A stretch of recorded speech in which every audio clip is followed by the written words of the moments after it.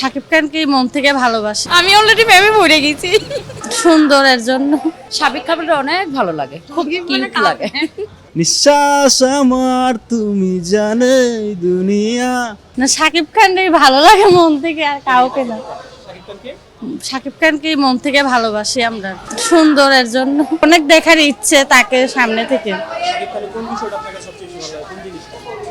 ভাল লাগে, সব জিনিসই ভাল লাগে। বলতে চাই আরো ভালো ভালো সে যেন মনে করেন করতে পারে, মুভি আরো বানাই দিতে পারে, এতটুকুই।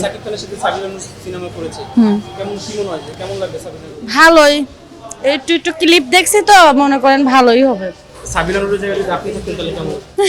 এই ভাগ্য আমাদের হবে না জীবনে, তাহলে তো আলহামদুলিল্লাহ অনেক ভালো হতো। আমাদের চেহারা তেমন ভালো না, আমরা জানি। সাবিক খানকে অনেক ভালো লাগে, খুব কিউট লাগে। এত ভালো লাগার কারণ কি, সাবিক খানকে অনেক ভালোবাসি, অনেক পছন্দ করি। তার জন্য, তার ছবিটা দেখার জন্য আমরা অনেক দূর থেকে চলে আসি।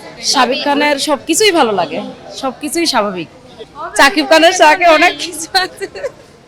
আমি অলরেডি প্রেমে পড়ে গেছি। সাবিক খানের সব সিনেমাই দেখি।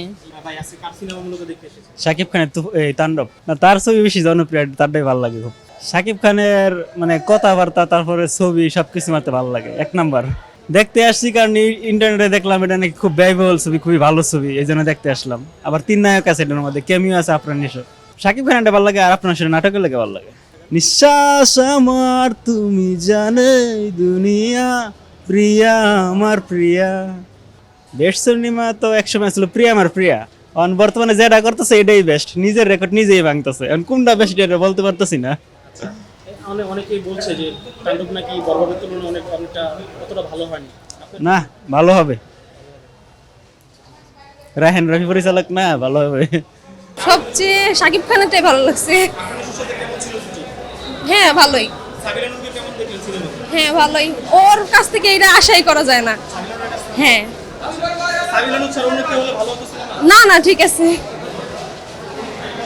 ভাই ছবিটা আসলে অসাধারণ, না দেখলে আসলে বোঝা যাবে না। ভালো লাগছে, ভালো লেগেছে।